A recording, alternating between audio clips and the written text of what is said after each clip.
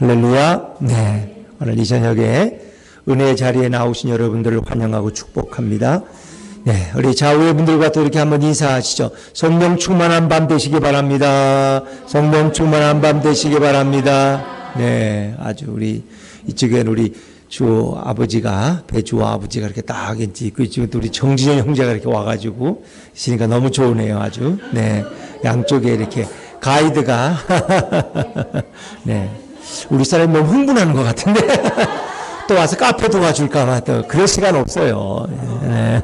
우리 정진영 형제가 이렇게 카페 오면 동네 그냥 아주머니들이 막 쫓아와 그냥 와서 커피도 막 사고 도시락도 막 사다 주고 배고프지 않느냐 그러고 말이에요. 네, 참 너무 반갑습니다. 이렇게 하셔서. 자, 우리가 로마서는 1장부터 11장은 어떤 부분이 주로 구원의 교리, 구원의 이론적인 구원의 부분들, 특별히 그래서 우리가 어떻게 인간이 죄인이고 어떻게 예수님의 은혜로 우리가 죄 사함을 받고 의롭다함을 입을 수 있느냐 하는 것을 주로 다루죠.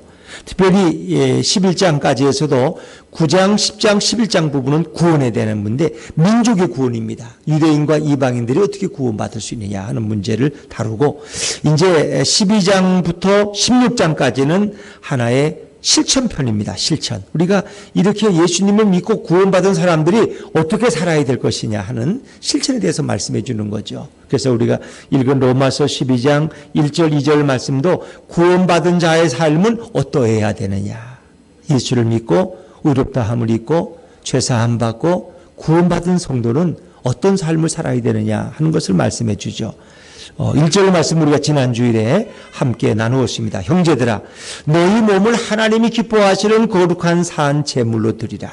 이는 너희가 드릴 온전한 영적 예배다. 합당한 영적 예배다 그랬어요.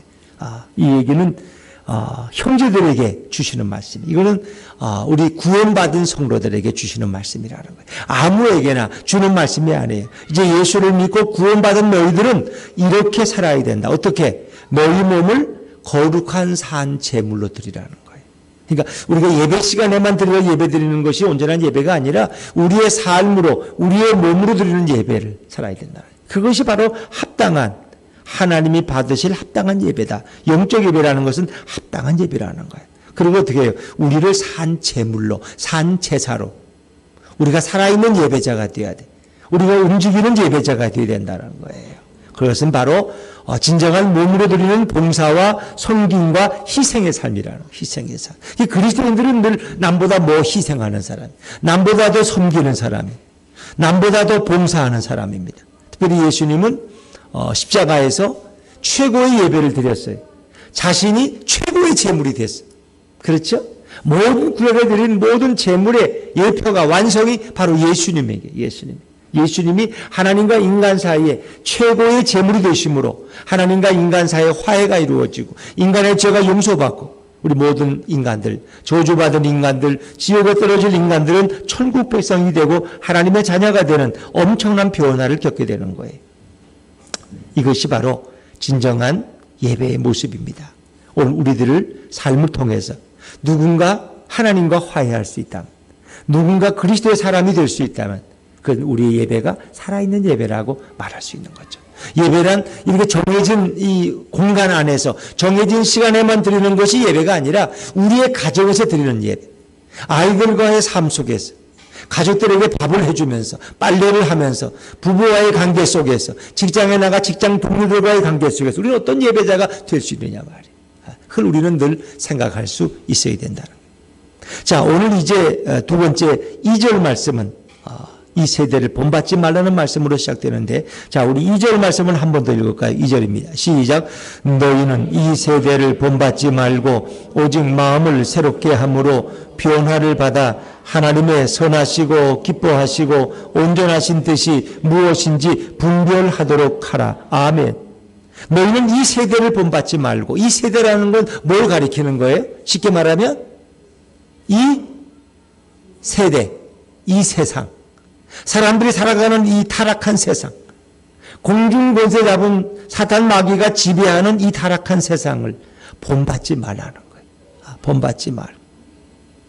여러분, 우리는 세상을 본받기가 쉬워요. 그래서 오늘 성경은 본받지 말고 뭐뭐 하지 말라라는 말씀이에요. 너희는 먼저 세상을 본받지 말고, 그리고 두 번째는 마음을 새롭게 함으로 뭘 받아요? 변화를 받으라는 거예요. 이렇게 하라는 거예요. 변화를 받아서 마음이 새롭게 되어서 변화를 받고 하나님의 진정한 뜻을 분별하는 그런 성도가 되라. 무조건 믿으면 천당 가겠지. 무조건 믿지 말고 하나님의 뜻을 좀 알고 믿자는 거예요. 무조건 교회만 열심히 오면 다 뭐 축복받겠지. 그게 아니고 이 아이는 좀 하나님의 음성을 듣고 주님의 뜻을 바로 분별해서 더 주님이 기뻐하는 삶을 살아가자는 것입니다. 그렇죠? 자녀들을 보면은 부모의 늘 뜻을 살피는 아이들이 있는가 하면은 부모의 뜻하고 상관없이 자기 좋은 대로 살아가는데, 자기 좋은 대로. 물론 그것도 자기 개성이야. 그러나 부모의 마음에 쏙 드는 것은 부모님이 지금 뭐가 필요할까? 우리 엄마가 지금 피곤한가? 내가 엄마를 좀 도와주고 싶은데 뭘 좀 도와주면 될까? 신부를 좀 할까? 아이가 엄마의 마음을 읽으면 얼마나 좋겠어요. 그 어떤 아이는 엄마를 도와준다 그래서 엄마의 뜻을 모르니까 회방만 놓고 그냥 상만 뒤집어 놓고, 야 너는 저리 가라. 네가 안 도와주는 게 나를 도와주는 거야. 이러면 안 되죠. 그렇죠? 우리가 주님의 마음을 알고 주님의 일을 하면 얼마나 주님이 더 기뻐하실까 하지만, 그래서 하지 말라는 것과 하라는 말씀이 여기에는 두 가지가 소개됩니다. 하지 말라는 것은 세상을 본받지 말라는 것입니다. 세상은 늘 변해요. 세상에는 절대적인 게 없어요. 늘 변해요, 세상에는.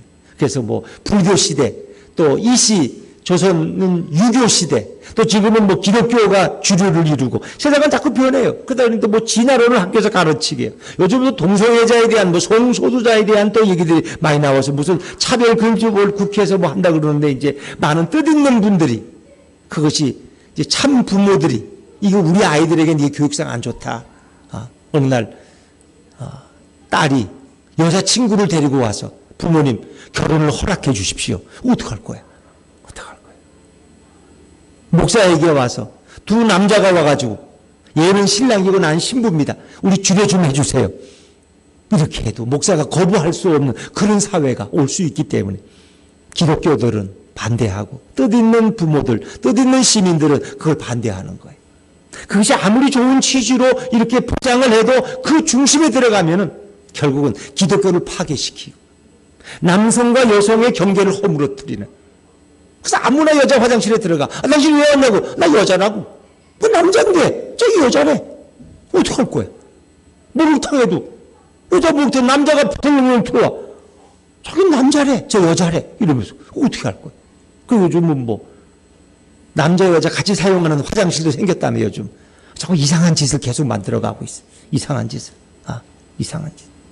결국 성의 차별이 없다는 것. 하나님이 창조하신 그 질서가 파괴되어 간다는 것. 인간들은 점점 타락해지고, 결국은 영적으로 타락하고, 성적으로 타락하고, 세상적으로 타락하고, 자살은 늘어가고, 이런 사회가 결국 만들어지는 게 눈에 보도 뻔한데, 정치인들만 그걸 몰라. 정치인들만. 자기들이 무슨 아주 인권주의자처럼 이 엉뚱한 거죠. 일을 하는 거죠. 여러분, 세상에 우리는 세상을 따라가면 안 돼요. 세상의 가치관이나 세상의 진리관을 따라가면 안 됩니다. 그러나 사람들은 흔히 세상을 따라갑니다. 왜? 세상을 따라가지 않으면 살 수 없다고 생각해. 요즘 유행이 뭐냐? 옷도 유행을 따라가지만 요즘 트렌드가 뭐냐? 젊은이들은 비트코인에 투자해야지 벌 수 있다. 또 이렇게 중년 아주머니들은 아파트에 투자해야지 또 한몫 잡을. 남편 월급 가지고는 못 산다. 그러니까 아파트 투자를 해야 돼.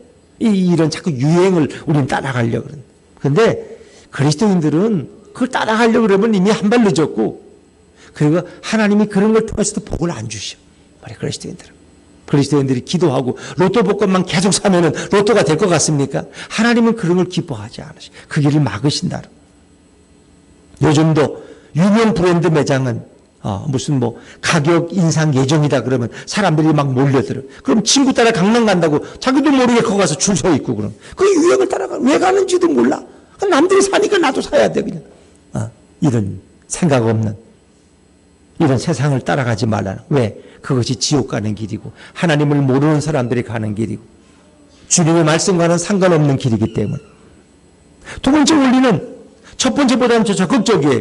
너희가 심령의 변화를 받으라. 너희 마음을 새롭게 하라는 거예요. 변화를, 우리 마음이 새롭게 돼서 변화를 받으면 어떤 일이 일어날까? 하나님이 기뻐하시고 온전하시고 선한 뜻이 무엇인지 알게 되는 것입니다. 우리가 주인의 뜻을 바로 알아야지 종은 주인을 기쁘게 할 수 있어요. 성도는 하나님의 뜻, 예수님의 뜻을 바로 알아야지 주님을 기쁘시게 할 수 있다는 거죠. 우리도 마찬가지입니다. 우리가 주님을 위해서 충성하고 봉사하는데 예수님의 뜻도 모른 채 내 마음대로 일을 했다면 그것은 주님과 상관없는 일이 될 수 있습니다. 그래서 열심히 하는 것도 중요하지만 바로 알고 하는 게 더 중요합니다. 그러니까 우리가 차를 타고 달리는 것도 중요하지만 내가 가야 할 목적지를 분명히 하고 달리는 것이 더 중요합니다. 방향도 모르고 목적지도 모르고 열심히만 달려가면 나중에 돌아오려면 더 힘이 들겠죠. 우리는 방향을 바로 알아야 돼요. 하나님도 모르고 예수님의 뜻도 모르고 무조건 열심히 했다가는 내 인생의 시간과 돈과 건강도 다 낭비했을 때 우리는 하나님을 원망하는 사람이 될 수 있어요. 하나님, 제가 이렇게 열심히 했는데 하나님 제게 이루실 수 있습니까? 하나님이 나한테 해준 게 뭐 있습니까? 이렇게 해서 불평하는 인생이 될 수밖에 없다는 것입니다. 자, 오늘 우리 2절 말씀을 중심으로 우리가 두 종류로 나눠서 한번 생각해 보죠. 먼저 하지 말라는 이 소극적인 명령부터 살펴보길 원합니다. 당신이 예수 믿고 구원받은 자로서 살려면 우리 세상을 본받아서는 안 된다는 겁니다. 그러나 문제는 내가 세상 속에 살고 있다는 것입니다. 내가 세상 속에서 호흡하며 함께 살기 때문에 어떻게 세상을 따라가지 않는다는 게 너무 어려워요. 내가 지금 천국에 있다면 아무 걱정이 없어요.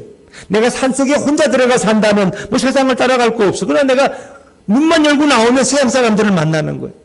아이들 교육에 대해서, 학원에 대해서, 뭐 이런저런 세상 유행에 대해서 얘기를 듣고 나눌 수밖에 없어요. 그러면 우리도 인간인데 세상을 쉽게 따라가게 되고 세상의 말에 귀를 기울일 수밖에 없다는 것입니다. 세상 사람들은 우리들과는 가치관이 다르고 생각이 다르고 삶의 방식이 다르고 소속이 달라요. 그래서 세상 사람들은, 하나님을 모르는 세상 사람들은 자기중심적이고 이기주의적이고 그리고 하나님이 없다는 사람들이, 그들은 진화론을 대부분 믿습니다. 그래서 인간은 저 원숭이로부터 온 존재이기 때문에 자신이 굉장히 존귀한 것 같지만 어느 순간에 생명을 버리는 것을 별로 아까워하지 않습니다. 그런 시대에 우리가 어떻게 이 세대를 본받지 않고 정말 주님만 바라보고 살 수 있을까 하는 것입니다. 그래서 꼭 그리스도인은 예전에 스파이나 간첩과 같아요. 간첩은 자기 나라가 따로 있는데 남의 나라에 와서 간첩 활동을 하는 거예요. 그렇죠. 자기 나라가 원래 있어요. 우리는 저 천국에 우리의 본향이 있어. 여기 와 사는 거야. 그러니까 잘 안 맞아. 근데 밤만 되면 간첩은 어떻게 해요? 자기가 보고 들은 걸 자기 나라에 또 무전을 쳐. 우리는 밤만 되면 뭐 하는 거예요? 기도해야지, 기도. 하나님 앞에 기도하고, 예수님도 겟세마네 동산에 가서 밤새도록 기도하시고, 그리고 또 내일 일을 또 시작하죠. 능력을 받으셔서. 우리는 세상 사람들에게 휘말리지 않고 세상의 유행을 따라가지 않으려면 늘 주님과 하나님과 교제하는 사람이 돼야 돼. 기도하는 사람이 돼야 돼. 기도하는 사람. 그래서 이렇게 열심히 기도하는 요즘 이렇게 삼총사가 있다는 게 얼마나 감사한지 몰라. 삼총사. 아니에요? 다 아니야? 내일부터 안 나올 거야 이제?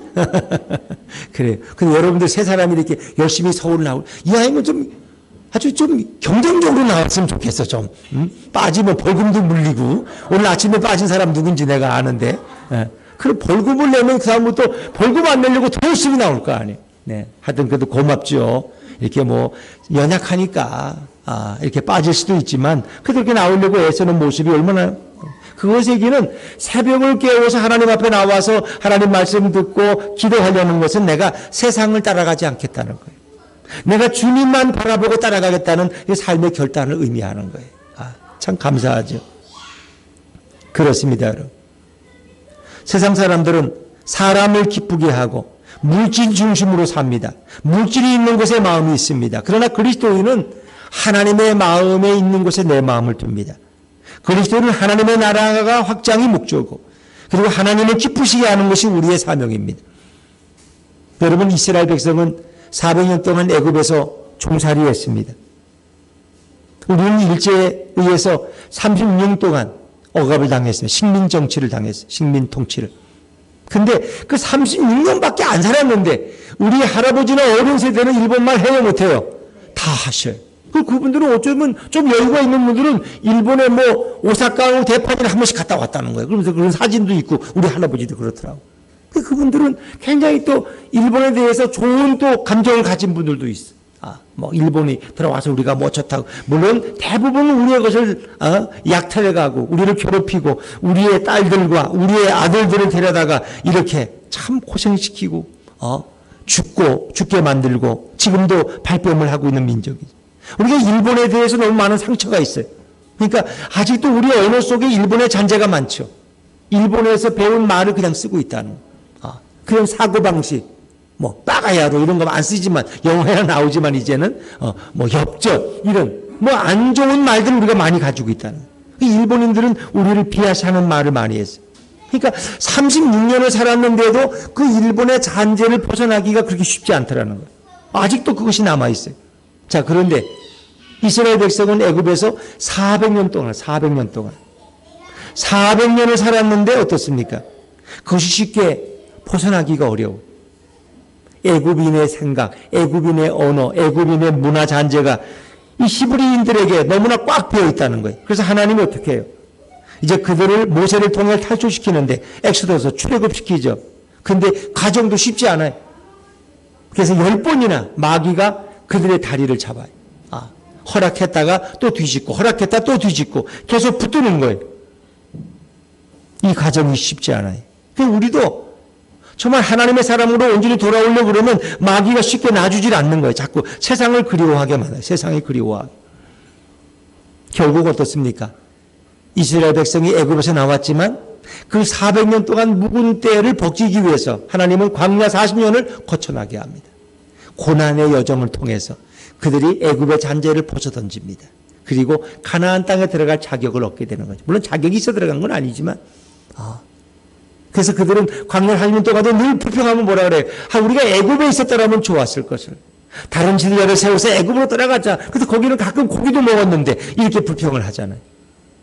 우리도 마찬가지. 우리도 그리스도에게 나와서 주님을 섬긴다고 하지만 다시 세상이 그리워질 때가 있다는 거죠. 근데 그것을 끊어버리고 그것을 본받지 말라고 성경은 말씀하고 있습니다. 이스라엘 백성이 가나안 땅에서도 하나님이 주신 복음대로만 살지 못했어요. 그들은 우상을 숭배하고 형식적 예배를 드리고 하나님을 배신하고 배교했어요. 그 하나님이 그들을 그 축복의 땅에서 다시 그들을 이끌어내시잖아요. 그래서 바벨론에 의해서 70년 동안 포로 생활하면서 그들은 그들의 죄를 뉘우치고 회개해야만 했습니다. 하나님의 백성은 하나님의 백성답게 살아야 하는 것입니다. 그래서 하나님은 때로 우리에게 고난이라는 용광로를 주십니다. 고난의 용광로에서 우리 자신이 녹아지고 이런 이물질들을 녹여내는 그런 연단의 과정을 우리에게 종종 허락하곤 하는 것이죠. 근데 우리가 이제 유대인들을 보면 하나 느끼는 것이 있어요. 그들은 자기 나라를 잃고 예루살렘 성이 파괴된 이후에 2000년 동안 각 나라에서 방랑객의 삶을 삽니다. 근데 우리가 하나 주목할 부분이 있어요. 그 유대인들은 2000년 동안 흩어져 살면서 어디 가서도 그들의 율법을 잊지 않았다는 거예요. 율법을 자녀들이 가르치고 율법을 지키려고 애쓰던 민족이 바로 유대 민족이. 그리고 자신의 자녀들에게 히브리어를 꼭 가르쳐요. 그것이 뭐 러시아든 영국이든 미국이든 에스파니아든 꼭 히브리어를 가르쳐서 그들은 히브리어를 아는 거예요. 그래야 자기들의 언어로 자기 동족과 소통할 수 있기 때문에. 그리고 말씀과 절기를 가르쳐. 그래서 외국에 가 있어도 그들은 거기서 초막절을 지키고 거기서 맥주절을 지킨다는 거예요. 자기 집 가까이에 텐트를 치고 부모와 아이들이 일주일 동안 그 텐트 속에 생활하면서 이것이 우리의 초막절이란다. 가르친다는 거예요. 그래서 그들은 타 문화 속에 살면서도 구약 성경에 먹지 말라는 뭐 색임질을 하지 않다든가 굽이 갈라지지 않다든가 뭐 돼지고기 예를 들면 뭐 이런 거 그런 거 먹지 않았다는 거예요. 유대인들은. 자기들의 전통적인 그 율법의 명령을 그들은 지키려고 애썼다는 거예요. 물론 그들이 예수를 몰라서 그렇게 비참하게 살아가는 건 정말 너무 안 됐죠. 그런데 그들은 자기들에게 부여한 율법을 지키려고 애쓰던 민족, 자기들의 정체성을 바꾸지 않으려고 애쓰던 민족이, 그런 의미에서는 유대 민족을 주목할 만도 하다는 것입니다. 그래서 그 유대인들이 워낙 자기들의 음식을 고집하니까 비행기를 타면은 유대인들은, 내가 유대인이라는 걸 말하면 식사 시간이 되었을 때 유대인의 음식을 갖다 준다는 거예요. 돼지고기가 없는 걸로. 그런 항공사의 전통이 생겼어. 왜? 유대인들은 그걸 안 바꾸니까. 음식을 안 먹겠다는 거예요, 나는. 안 먹으면 어떡하겠어. 손님이 굶으니까. 그래서 항공사들이 서로 유대인들을 위한 음식을 준비한다는 거예요. 그러니까 그들의 전통이 결국 비행기 문화를 바꿔놨다는 거예요. 근데 우리는 어떻습니까? 지금도 주일날 공무원 시험 봐요, 안 봐요? 보죠. 무슨 자격 시험, 무슨 기사 시험, 그거 다 주일날 보잖아. 토요일도 볼 때 주일날 봐. 토요일도 출근을 한다나 또 학교가 또 비는 게 주일밖에 없다고. 그 교인들이 늘 그 때문에 갈등을 하는 거야. 공무원 시험, 경찰 시험, 시험 보려면 꼭 주일날 시험을 봐니까 교회를 못 나오고. 이런 경우. 근데 결국 그게 우리 기독교인들이 그걸 못 바꾸는 거예요. 그 문화를. 우리가 못 바꾸는. 기독교인 대통령, 장로가 대통령이 나오고 국회의원들의 거의 40% 이상이 크리스찬이지만 그걸 못 바꿔요. 참 안타까운 일이죠.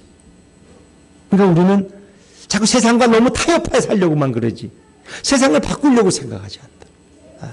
우리가 세상에 선한 영향력을 비추지 못한다는 거예요. 빛의 자녀로 살지 못한다는 거예요. 여기에 문제가 있는 것이죠. 우리는 세상을 따라가면 안 되고 세상과 타협해서는 안 된다. 요한일서 2장 15절부터 17절 말씀인데 우리 한번 잠깐 찾아볼까요? 좀 귀찮지만은 요한일서 2장 15절 389쪽입니다. 신약성경 389쪽.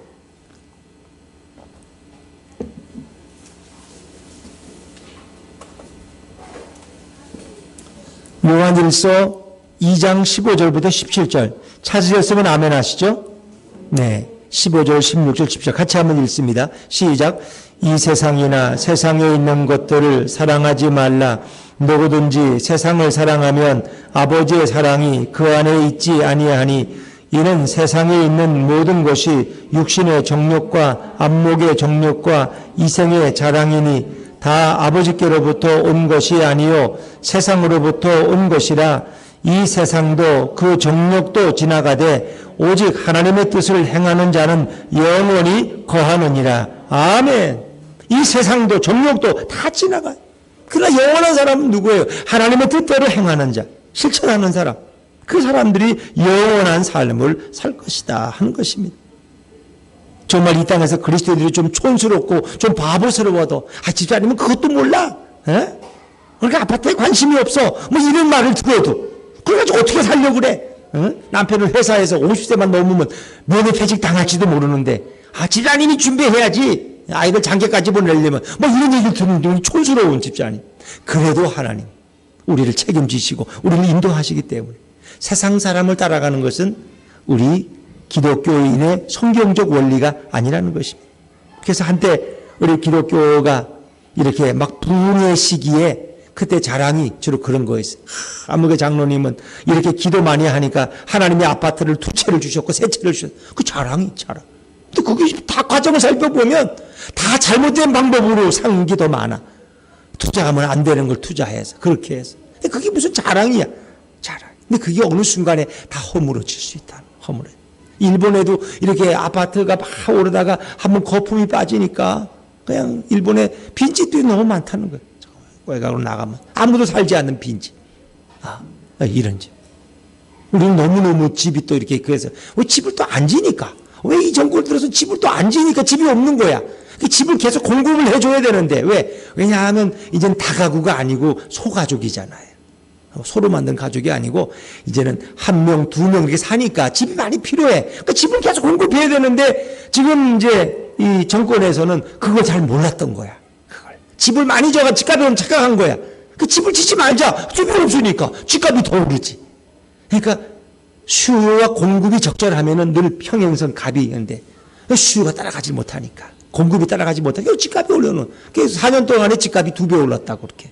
근데 그분들은 아니라고 17% 올랐다고 그러지만 정경련이고 국민은행이고 다 정확한 통계는 2배 올라 2배. 그러니까 참 이런 걸 빨리 인정하고 잘못했다고 그러고 빨리 잡아야 되는데 아직도 17% 올랐다고 하는 건 도대체 무슨 속고집인지 모르겠어 난. 난 정치에 관심이 없지만 너무 거짓말을 잘하고 자기가 듣고 싶은 말만 듣는다. 그건 안 되죠. 정직해야 돼. 인정할 건 인정하고 잘못한 건 인정하고 고쳐나갈 건 고쳐나가요. 그래야지 국민들의 삶이 밝지 자꾸 고집만 피우면은 국민들의 삶이 불행해진다는 거예요. 왜? 지도자를 잘못 뽑아서. 나중에 그런 얘기 나오기 전에 빨리 그분들이 이제 깨닫고 이 정책을 조절해 나가야 돼요. 자, 우리는 세상에 있는 걸 무조건 따라가는 게 그리스도인의 삶은 아니에요.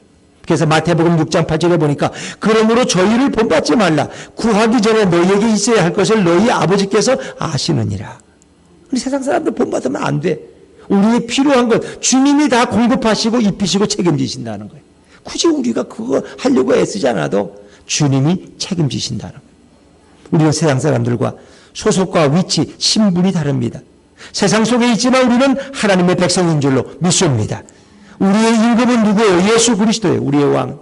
우리의 영원한 통치하는 바로 하나님이시. 우리는 늘 그걸 인정하고 살아가야 돼. 우리 세상 사람들과 출발이 다르고 과정이 다르고 가는 목적지가 달라요. 표면적으로 보면은 세상 사람들이 더 좋은 차 타고 더 부유하게 살 수 있는 늘 부러워할 수도 있죠. 그러나 종착점이 달라. 우리는 바로 영원한 주님의 나라에 가는 백성들이고 세상 사람들은 그것은 결국은 예수를 모르기 때문에 결국 쓰러지는 이런 지옥에 떨어질 인생이라면 여러분 우리는 어느 길을 택해야 하는 거냐. 자, 우리가 또 두 번째로 적극적으로 하라는 말씀이 있지 않습니까? 오직 마음을 새롭게 함으로 변화를 받으라. 이 변화를 받는다는 말은 거듭나다, 새로운 피조물이 되다 그런 의미를 가지고 있어요. 우리는 새롭게 변화를 받아야 합니다. 물이 포도주로 바뀌듯 우리는 변화를 받아야 돼. 우리는 전에는 예수를 모를 때는 우리는 진노의 자식이었고 저주의 자식이었고 사탄의 자식이었지만 이제 우리는 예수님을 믿고 이제 하나님의 은혜로 거듭난 존재가 되었어요. 그래서 니고데모란 그 바리새 학자가 와서 국회의원이 예수님과 대화하는 속에 보면 내가 거듭나야 한다. 그러니까 그 사람이 그러잖아요. 내가 어머니 뱃속에 어떻게 들어가 다시 나와요? 그 거듭난 2번 태어나야 되지 않습니까? 그러니까 예수님이 뭐라 그래? 그 성령으로 새롭게 나는 것이다. 새롭게. 그건 바람이 불어도 우리가 바람이 부는 걸 눈으로 못 봐요. 그 나뭇가지가 흔들리면 알 수 있듯이 성령의 역사는 이와 같다는 거예요. 그러니까 내가 노력해서 거듭나지는 것이 아니라 내가 주님을 믿고 주님을 내 구주로 영접하면 내 안에 계신 주님께서 내 인생을, 내 가치관을, 내 생각을 바꿔가실 줄로 믿습니다. 나를 새로운 존재로 바꿔가시는 거예요. 내가 거듭난다고. 힘써서 되는 게 아니야, 이거는. 힘써서 되는 게 아니야. 내 안에 계신 주님이 나를 바꿔가시는 거예요. 내 안에서 새롭게 내 인생을 리모델링 해나가시는 거예요. 그래서 우리의 마음을 새롭게 함으로, 그렇죠? 너희는 이 세대를 본받지 말고 오직 마음을 새롭게 함으로 변화를 받아. 마음이 새로워져야 돼. 이 마음이라는 건 뭐예요? 내 마음 중심의 좌소. 성소가 있으면 지성소. 주님의 임재가 있는 곳이 성막의 깊은 곳, 지성소예요. 언약궤, 법궤가 있는 곳. 거기는 하나님의 임재가 있는 곳이에요. 그러니까 우리 마음을 누구에게 맡겨야 돼요? 예수님께 맡겨야 돼요. 우리 마음 좌소를 예수님이 주인 되고 우리를 통치하도록 주님께 맡겨드리면 주님이 우리의 인생을 새롭게 변화시킬 줄로 믿습니다. 그게 거듭나는 거예요. 그러면 내 마음이 생각이 달라지고 내 보는 시각이 달라지고 왜? 주님의 마음, 주님의 눈으로, 주님의 귀로 모든 걸 듣고 보게 된다는 거예요. 내 안에 주님을 모시고 있으면 나도 주님을 닮아가는 거예요. 그래서 우리는 이제는 예수님의 은혜로 어둠의 세력 그리고 저주와 죽음의 세력으로서 우리는 빠져나와야 되는 거예요. 그때 우리는 빛의 자녀가 되어야 되는 거예요. 우리가 요한복음 8장 12절 말씀을 지난주에도 나눴잖아요. 나는 세상의 빛이니 나를 따르는 자는 어둠에 다니지 아니하고 생명의 빛을 얻으리라. 그렇습니다. 우리는 더 이상 어둠의 길을 선택하면 안 됩니다. 이제는 빛 대신 주님의 길을 따라가야 돼. 그럼 우리는 생명의 빛을 얻게 될 줄로 믿습니다. 생명의 빛은 바로 예수 그리스도입니다. 그분을 내 마음에 영접하고 모셔드리면 내 인생은 나도 모르는 사이에 조금씩 달라지고 새로운 피조물로 지음받아 가는 것입니다. 예수님을 영접하고 죄사함을 받으면 생명의 성령의 법이 나를 주관하시고 성령의 기름 부으심이 내게 임하는 것입니다. 그래서 우리의 성령이 내게 임하면 죄와 사망의 법에서 나를 해방시켜 주시는 거예요. 다시는 우리가 양심의 가책 때문에 이런 죄지은 정죄의식 때문에 괴로워하지 않습니다. 주님 우리가 평화를 주시는 거예요. 내가 너에게 평화를 주노니 내가 주는 것은 세상이 주는 것과 다르다는 것입니다. 세상에 빼앗지 못하는 평화를 우리 마음에 주시는 것입니다. 그리고 내 마음이 새롭게 변화받으면 우리는 이제 하나님의 뜻을 알게 되는 것입니다. 하나님의 뜻은 선하시고 기뻐하시고 온전하신 뜻을 우리는 깨닫게 되는 거예요. 그래서 아무리 좋은 일도 하나님이 기뻐하시지 않으면 내게 아무 의미가 없는 거예요. 정말 그 일을 너무너무 주님이 기뻐하신다 생각되면 얼마나 좋을까요? 그리고 하나님의 뜻은 언제나 선하신 거예요. 그래서 후반절에 보니까 자 우리 2절 말씀을 한 번 더 읽어볼게요. 2절입니다. 시작. 너희는 이 세대를 본받지 말고 오직 마음을 새롭게 함으로 변화를 받아 하나님의 선하시고 기뻐하시고 온전하신 뜻이 무엇인지 분별하도록 하라. 마음이 변화를 받는 사람은 이제 하나님의 선하신 뜻을 알 수가 있어요. 하나님이 기뻐하시는 뜻이 뭔지 알아요. 하나님이 온전하신 뜻이 뭔지 알아요. 그 뜻을 분별할 그런 지혜와 분별력을 주님이 우리에게 주신다는 것입니다. 아무리 좋은 일도 하나님이 기뻐하시지 않은 일이라면 그 내 마음속에 계속 불편하고 마음의 양심에 갇히게 될 것이고 이 결정에 대해서 우리는 후회하게 될 거예요. 그래서 그렇게 될 때는 우리는 다시 돌아봐. 하나님 앞에 다시 기도해 봐야 돼. 하나님의 뜻은 언제나 선한 것입니다. 하나님의 뜻은 언제나 흠이 없고 온전한 것입니다. 그래서 하나님의 뜻을 알고 나면 너무 신앙생활이 즐겁고 행복한 것입니다. 내가 지금 병들었느냐, 고생을 하느냐, 가난하느냐, 감옥에 있느냐 그런 건 문제되지 않습니다. 내가 하나님을 알고 정말 내 마음에 하나님이 기뻐하시는 일이라는 확신이 들면 내 마음속에 기쁨이 넘치는 거예요. 아, 내가 지금 주님의 뜻을 행할 수 있구나, 행하고 있구나 이런 기쁨이 내게 있는 거예요. 때로는 돈이 없어도 때로는 돈이 있고 없고 때로는 건강하고 안 하고는 별로 중요하지 않습니다. 예수님이 내 안에 계시느냐가 가장 중요한 것입니다. 내가 지금 주님의 뜻을 알고 그 주님의 뜻대로 살고 있다면 세상 어떤 것보다도 그의 삶은 활력이 넘치고 기쁨이 넘치는 그런 삶이 될 수 있습니다. 종은 주인의 마음을 알아야 돼. 성도는 하나님의 마음을 알아야 되는 거예요. 그래서 우리 예수님께서 우리 마음에 계실 때 우리는 하나님의 뜻을 분별할 지혜를 얻게 되고 하나님의 뜻, 예수님의 뜻을 깨달을 수 있는 은혜를 주님이 부어주시는 것입니다. 여러분들은 이 세상을 살아갈 때 그냥 무조건 살아가는 사람들이 아니에요. 돈을 왜 버느냐? 우리 가족 행복하게 잘 먹여 살리려고. 그것도 맞아요. 그러나 우리 그리스도인은 돈을 버는 목적이 분명히 있어야 돼. 내가 왜 오래 살아야 되느냐? 오래 사는 이유가 분명히 있어야 돼. 왜 결혼하느냐? 결혼하는 이유가 있어야 돼. 내가 주님의 뜻을 아는 사람은 똑같은 일을 해도 그 목적과 사명이 다르다는 것입니다. 어떤 성도님이 중병을 앓게 돼서 병원 응급실에 입원을 해서 치료를 받고 별로 회복이 불가능하다고 이렇게 의료진들은 판단하고 있는데 그가 어느 목사님이 신방 오셔서 성도님이 여기 응급실에 와 계신 것은 예수님께서 당신에게 사명을 주시기 위함입니다. 당신은 이곳에서 주위에 있는 환자들, 가장 힘들어하고 고통스러워하는 자들에게 예수를 증거하셔야 됩니다. 그것이 지금 당신이 할 수 있는 가장 아름다운 일입니다. 라고 그에게 권면해 주었습니다. 목사인 내가 여기 응급실에 와 전도할 수도 없지만 전도해도 사람들은 믿지 않아요. 당신은 건강하니까 내게 그런 말 하는 거지. 나처럼 아파보라고 그런 말이 나오냐고. 그러나 지금 사경을 헤매는 죽음을 얼마 남지 않은 이런 중환자가 그 환자들에게 전도한다면 그들이 어떻게 받아들일까요? 나는 오늘 죽을 수도 있지만 내 마음에는 예수님이 주신 평안함이 있습니다. 당신도 예수님을 믿으시면 우리가 언제 죽어도 천국에 갈 수 있습니다. 이렇게 복음을 전하실 수 있습니다. 그랬더니 그분이 열심히 복음을 전하신. 그게 응급실에 있다가 또 일반 병실로 옮기니까 거기서 또 옆에 있는 또 환우들에게 복음을 증거하다. 마지막 너무나 기쁜 가운데서 그 하나님의 부름을 받는 것입니다. 우리가 살아온 인생이 바쁘게 살다 보면은 내가 왜 사는지 잘 몰라.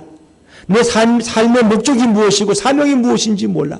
내가 정말 주님을 위해서 뭘 했는지 잘 몰라. 내가 생각나는 건 그냥 열심히 직장에 출근했고 애들하고 지지를 볶고 그냥 그렇게 사는 것밖에 생각이 없어. 그러나 우리가 단 며칠만이라도 주님의 복음을 증거하고 다른 사람에게 예수의 십자가에 피 묻은 복음을 전할 수 있다면 그 삶은 얼마나 가치 있는 삶인가. 결코 헛된 삶이 아닐 것입니다. 여러분, 우리가 예수 그리스도를 믿고 하나님의 뜻을 알고 그리고 우리 인생의 목적을 발견할 수 있다면 우리가 어떤 상황에 있든지 그것은 주님이 축복하시는 결과가 올 수 있습니다. 비록 그것이 최악의 상황일지라도 우리 예수님은 최선의 상황으로 바꿔주실 줄로 믿습니다. 그것이 비록 실패의 자리일지라도 그것을 축복의 자리로 주님은 바꿔주실 것입니다.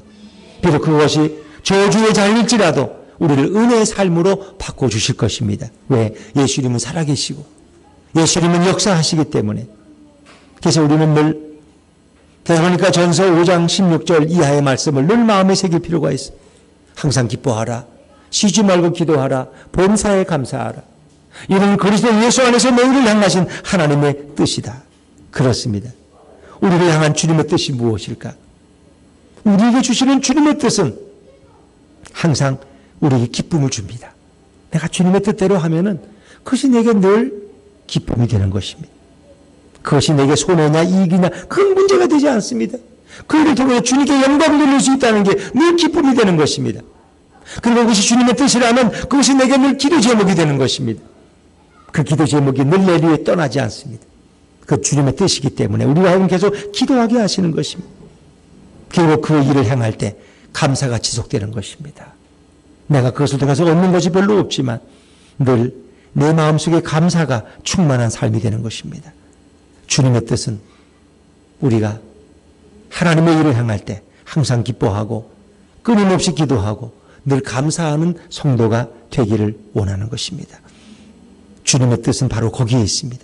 나는 주님의 뜻대로 산다고 하는데 기쁨이 하나도 없어. 감사하지도 않아. 억울해 죽겠어 그냥.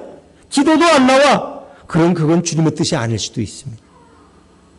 날마다 주님의 음성을 듣고 주님의 뜻을 분별하며 산다는 것은 큰 축복이고 기쁨입니다.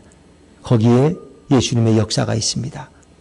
이제는 우리가 구원받은 성도로서 이 세대를 본받지 말고 세상을 따라가지 말고 우리의 마음을 예수님께 내어드려서 예수님이 나를 다스리고 통치하심으로 변화를 받아서 하나님의 뜻을 늘 분별하고 그 뜻 안에 순종하며 기쁘게 살아가는 저와 여러분 되시기를 주의 이름으로 축원합니다.